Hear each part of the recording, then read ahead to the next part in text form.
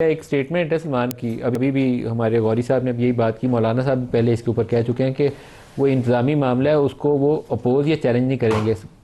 PTI की जानिब से भी अगर ऐसा ही बयान आए तो वो इस पोजीशन को या इस प्रोसेस को काफ़ी ज़्यादा लीगलाइज कर देता है। दिखाइएगा सलमान अकरम राजा साहब ने क्या कहा इसके ऊपर। सर्विसेज के चीफ हैं, उनकी मुद्दत में 3 से बढ़ाकर 5 साल का वक्त मुकर्रर किया गया। मैं समझता हूं ये सर्विसेज का, हमारी अफवाज का एक तरह से अंदरूनी मामला है, लेकिन मैं ये समझता हूं राय ली जानी चाहिए थी। बहरहाल ये एक वाकया है जो हो गया, हम इसके साथ आगे बढ़ेंगे। तो मैं आपको काफ़ी महफूज तरीके से ये कह सकता हूँ कि तमाम सियासी जमातें, ख्वाह वो पीटीआई हो ख्वाह वो जेयूआई हो, उनमें से किसी को भी इस प्रोसेस के ऊपर इतराज़ नहीं था। वो सामने किसी ने अगर शोर शराबा किया भी है तो बैरिस्टर गौर ने कह दिया मुझे पता ही नहीं था, कहानी मुका दी उन्होंने। तो ये इट वाज नॉट रियल, उनको पता था कि बिल के अंदर क्या है, लेकिन वहाँ पर शो ऑफ कुछ और किया गया। अब ये बयानात उसकी तस्दीक के लिए आपके सामने दानियाल चौधरी साहब हमें ज्वाइन कर चुके हैं। दानियाल साहब, आप इस बिल के ऊपर अगर बहस करवा लेते ये सुप्रीम कोर्ट वाले आर्मी एक्ट के ऊपर, तो फिर क्या मज़ायका था कि हफ्ता इसके ऊपर डिबेट हो जाती। देखिए जी, एक तो thank you for having me on the show. और हमने तो बहुत कोशिश की, आप देखें अगर स्पीकर साहब की शायद हफ्ता ना कराते, लेकिन हमें ये था कि एटलीस्ट 2 दिन इसके ऊपर डिबेट होगी। और हमारे बल्कि जो टूर्स थे, चीज़ें थी, वो पोस्टपोन इसलिए हुई कि हमें 2 दिन आइडिया था या 3 दिन, एटलीस्ट 2 दिन इनके ऊपर बहस होगी, तकरीरें होंगी और फिर उसके बाद इसको पास कराया जाएगा। लेकिन अनफॉर्चुनेटली जो इनका बिहेवियर है वो नया नहीं है। It has been in front of us for months and years now, कि जो इनका रवैया, जो इनका तरीका, जो तकरीर ना सुनने का, कागज़ फाड़ने का, क्योंकि ये इनका एक पुराना तरीका है और उसी को उन्होंने फॉलो किया। और उन्होंने, देखिए मैं हमेशा इनको एक चीज़ कहता हूँ कि इनको रिलीफ अगर मिलेगा तो इनको पार्लियामान से मिलेगा। ये इनको लेट समझ आएगा या जल्दी समझ आएगा, लेकिन इनको समझ आ जाएगा। ये बहुत सी जमातों को समझ आया, including our party and other parties. बहुत जमातों को समझ आया कि आपको जो रिलीफ है वो पार्लियामान से और पार्लियामान के लोगों से ही मिलेगा, इसी आइन से ही मिलेगा। जब तक ये साथ बैठ कर चीज़ों के ऊपर मशावरत के साथ चीज़ों को आगे नहीं चलाएंगे तो इनको कोई रिलीफ नहीं मिलेगा, और मैं इनके साथ कोई बैठ के बात करने के लिए तैयार होगा। आप बताइए।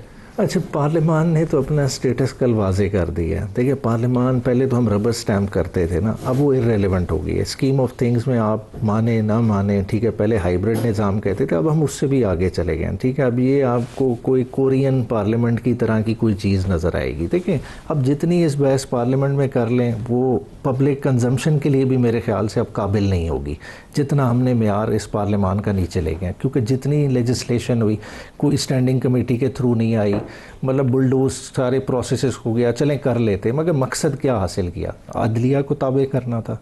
क्या हासिल हुआ? आपने मौलाना फजल रहमान साहब से एक नहीं 2 धोखे किए। आपने उनसे वादा किया कि जी हम फेडरल कॉन्स्टिट्यूशनल कोर्ट नहीं बना रहे, आज आपने उसी सुप्रीम कोर्ट के अंदर 2 अदालतें बना दी हैं, प्रैक्टिकली 2 अदालतें बन गई हैं। जो कॉन्स्टिट्यूशनल साइड है उसके आपने आज हेड का इंतखाब बेंच का कर दिया, उसमें चीफ जस्टिस की कोई इन्वॉल्वमेंट नहीं है। मगर चीफ जस्टिस पाकिस्तान के कॉम्पोजिशन में जब प्रैक्टिस एंड प्रोसीजर के तहत वो बैठेंगे, वहाँ कॉन्स्टिट्यूशनल कोर्ट का हेड ज़रूर बैठेगा।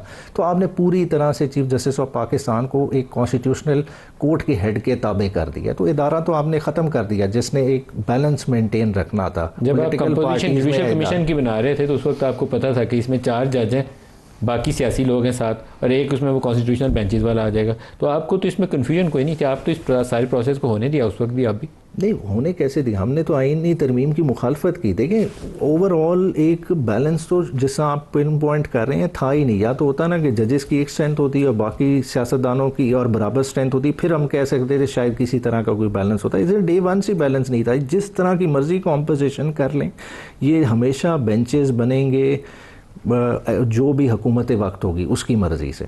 तो मर्ज़ी का जज बैठा के दोबारा चलते हैं बैरिस्टर सलाउद्दीन साहब के पास। बैरिस्टर साहब, ये जो जुडिशल कमीशन का स्ट्रक्चर था इसमें भाम था ही नहीं कि उसमें सियासी लोगों की अक्सरियत है, तो बेंच वही बनेगा जिसको वो चाहेंगे। जब अपना केस लगने वाला होगा अपनी मर्ज़ी का वो बेंच तश्कील दे लिया करेंगे। अभी भी जो बेंच है 60 रोज़ के लिए, ये फॉरएवर नहीं है, 60 रोज़ के लिए बना। तो जब नया केस कोई आएगा तो दोबारा अपनी मर्ज़ी का वो बेंच बनाने के लिए दोबारा सरअंदाज होंगे उस प्रोसेस में। क्या ये सीधा सीधा कॉन्फ्लिक्ट ऑफ इंटरेस्ट के ज़ुमरे में नहीं आता? बिल्कुल, ये बेसिकली तो आपने इस तरीके से जुडिशरी को तो ख़त्म कर दिया जहाँ तक कोई भी चैलेंज जो हकूमती इंटरेस्ट के ख़िलाफ़ हो। उन्होंने अभी जो प्रेस रिलीज़ में देख रहा था उसमें शायद ये 2 महीने के लिए मुकर्रर किया है इन अशख़ास को। जब अगर इनमें से कोई हकूमत के ख़िलाफ़ फ़ैसला करेगा तो उनको भी हटा के कोई नया लगा दिया जाएगा। अब तो बैकअप में उन्होंने 34 भी रखे हुए हैं कि अगर इन 14-15 में से कोई ढंग का जज ना मिले तो हम नए लगा के उसको आईनी बेंच पे लगा देंगे। इस मुल्क से बेसिकली जुडिशल रिव्यू जो है वो ख़त्म कर दिया गया है। और मैं समझता हूँ इसमें देखें जिम्मेदारी, मेरी राय में शो प्रोग्राम के शुरू में आपने बात की थी जो प्रैक्टिस एंड प्रोसीजर कमेटी के हवाले से जो ख़त था, मेरी राय में चीफ जस्टिस साहब के ऊपर लाजिम था कि जब प्रैक्टिस एंड प्रोसीजर कमेटी की मीटिंग हुई, जो कि जैसा कि आप जानते हैं कन्वीन या चीफ जस्टिस साहब कर सकते हैं या दूसरे 2 मेंबर भी कर सकते हैं, जब कमेटी की मीटिंग होल्ड हुई और कमेटी में अक्सरियती फ़ैसला ये आया कि जो 26वीं तरमीम के ख़िलाफ़ आइनी दरख्वास्तें हैं उनको 4 तारीख को लगाना चाहिए फुल कोर्ट के सामने, तो मैं समझता हूँ कि ये चीफ जस्टिस साहब की जिम्मेदारी थी कि वो केसेस को वहाँ लगाते। लेकिन अब क्या सूरत हाल होगी सर? आज तो हमारे ये सलाउद्दीन साहब जो हमारे रिपोर्टर्स हैं वो कह रहे हैं कि दोनों जो सीनियर मोस्ट जज थे, जस्टिस मंसूर और जस्टिस मुनीब, उन्होंने याहिया अफरीदी साहब को कॉन्स्टिट्यूशनल बेंच का हेड तजवीज़ किया, लेकिन वहाँ वोटिंग प्रोसेस में ज़ाहिर है हुकूमत की क्योंकि अक्सरियत थी, वो अमीनुद्दीन साहब उसमें जीत गए। अमीनुद्दीन से आपका अपना वोट भी अपने ही हक में आया, तो 7-5 इसीलिए कंपोजिशन है। तो अब तो फिर एक अजीबोगरीब सूरत हाल है ना, चीफ जस्टिस ही वोट आउट हो गए। देखिए, एक 5 जो थे वो हकूमती नुमाइंदे थे, उसके छठे जो थे वो जो बार काउंसिल के नॉमिनी थे अख्तर हुसैन साहब। अब बार काउंसिल भी आपको पता है Pakistan bar council is headed by Farooq Naik साहब of the Pakistan people's party. 7वें जो थे वो अमीनुद्दीन साहब ख़ुद थे।